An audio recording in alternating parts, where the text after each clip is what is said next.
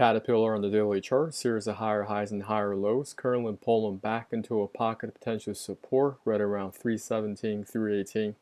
I look at the history of this chart, found other pullbacks similar in dollar amount. For example, this pullback from that pivot high, pivot low, projected to the recent high. This pullback is very similar in dollar amount. In addition, price got back up above this 200 moving average on the hourly chart. That's triggered to go long. What you can do here, not financial advice.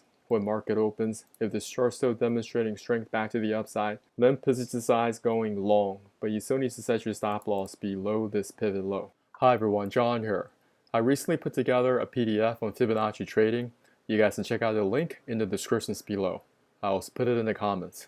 Have you subscribed to our YouTube channel? We go over setups in cryptocurrencies as well as US equities to help you grow your account.